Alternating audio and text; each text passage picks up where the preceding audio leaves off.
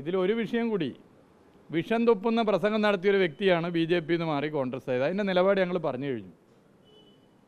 അങ്ങനെ ഒരു വ്യക്തി പാണക്കാട് തറവാട്ടിലേക്ക് വരുമ്പോൾ നേരത്തെ നടത്തിയ പ്രസംഗമൊന്നും തള്ളിപ്പറയാൻ തയ്യാറായിട്ടില്ല. അദ്ദേഹം അതിനുശേഷം നടത്തിയ പ്രസ്താവന നമ്മളൊക്കെ കണ്ടതാണ്. LDFനെതിരെ, ഇടതുപക്ഷത്തിനെതിരെ ശക്തമായിട്ടുള്ള വർത്തമാനം പറയുക ചെയ്തത്.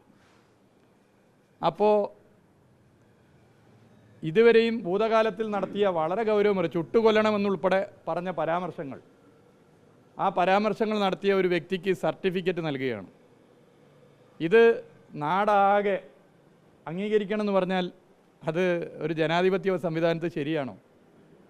മതന്യൂനപക്ഷ വിഭാഗങ്ങളുടെ പൊതുബോധത്തെ ഞങ്ങളാണ് നിശ്ചയിക്കുക എന്ന് ആരെങ്കിലും തീരുമാനിച്ചാൽ അത് അംഗീകരിക്കപ്പെടുന്ന കാര്യമല്ല. അപ്പോൾ രാഷ്ട്രീയ രംഗത്ത് നിൽക്കുന്ന ആളുകളെ, അതും നേതൃപദവിയിൽ പ്രധാന സ്ഥാനം വഹിക്കുന്നവരെ വിമർശിക്കുന്നത് സ്വാഭാവികമാണ്. അതിനെ സഹിഷ്ണുതയോടുകൂടി കാണുന്നതിന് പകരം രാഷ്ട്രീയത്തിൽ മതവർഗീയത കലർത്താനുള്ള വളരെ ബോധപൂർവമായ ശ്രമമാണ് ഇപ്പോൾ പ്രതിപക്ഷ നേതാവും മുസ്ലിം ലീഗിൻ്റെ പ്രതിപക്ഷ ഉപനേതാവായ PK കുഞ്ഞാലിക്കുട്ടിയും നടത്തിക്കൊണ്ടിരിക്കുന്നത്.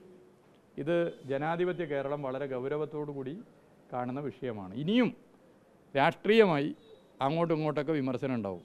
അത് അതേ അർത്ഥത്തിലാണ് പൊതുവെ കാണേണ്ടത്. കാലിഫോർണിയ ബേസ്ഡ് ആയിട്ടുള്ള ഒരു ഓൺലൈൻ ടൂറിസം സൈറ്റ് ലോകത്ത് ടൂറിസ്റ്റ് പോകണ്ട എന്ന് പറയുന്ന ഒരു 25 സ്ഥലങ്ങൾ പട്ടികയെടുക്കുന്നതാക്കിയിട്ടുണ്ട്. ടോക്കിയോ ഉൾപ്പെടെ അതിലുണ്ട്. ഇത് ഒന്ന് കേരളമാണ്. അവർ പറയുന്ന ഓവറായിട്ടുള്ള എക്സസീവ് ഇത് മൂലം അത് പ്രകൃതിയെ ബാധിച്ചു എന്നാണ് പറയുന്നത്. ഇത് ന്യൂസ് ശ്രദ്ധയിൽപ്പെട്ടിട്ടുണ്ടോ? എന്താണ്? അല്ല, കേരളത്തിനെതിരെയുള്ള പൊതുവെ എയ്റ്റ് ക്യാമ്പയിൻ അല്ലാതെയും പല ഭാഗത്തും നടക്കാറുണ്ട്. കേരളത്തിലേക്ക് കാല് കുത്തരുതെന്നൊക്കെയുള്ള പ്രചരണം ഉത്തരേന്ത്യയിലൊക്കെ ബേസ് ചെയ്തുകൊണ്ട് വലിയ നിലയിൽ സഞ്ചാരികൾക്കെതിരെ നടത്തിയിട്ടുണ്ട്. അത് ഇങ്ങോട്ടേക്ക് വന്നാൽ ഇവിടെ ജനങ്ങളുടെ ഈ ഐക്യമൊക്കെ കണ്ടിട്ട് തിരിച്ച് അങ്ങോട്ട് പോകുമ്പോൾ അതിൻ്റെ എന്തെങ്കിലും ഒരു ഭാഗം അവിടെ പടർന്നു പോകുന്നുള്ള പ്രശ്നമാണ്. അപ്പോൾ ഇങ്ങനെയുള്ള പല ഹെയ്റ്റ് ക്യാമ്പയിനുകളൊക്കെ അതിജീവിച്ചവരാണ് കേരളത്തിലെ ടൂറിസം മേഖല.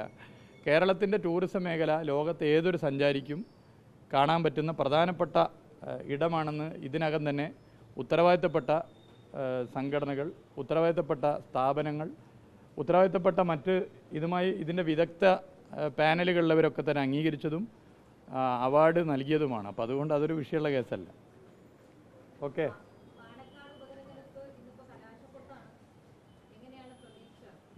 അല്ല, പാലക്കാട് തുടക്കത്തിൽ ഞങ്ങൾ പറഞ്ഞു വട്ടിയൂർക്കാവ് ഉപതെരഞ്ഞെടുപ്പിൻ്റെ വേർഷൻ 2 ആയിരിക്കും പാലക്കാട് ഉപതെരഞ്ഞെടുപ്പ്. ഞങ്ങൾ നല്ല നിലയിലുള്ള മുന്നേറ്റമാണ് അവിടെ ഉണ്ടാക്കിയിട്ടുള്ളത്. ചേലക്കര എന്തായാലും ഞങ്ങൾ ജയിച്ചു കഴിഞ്ഞു.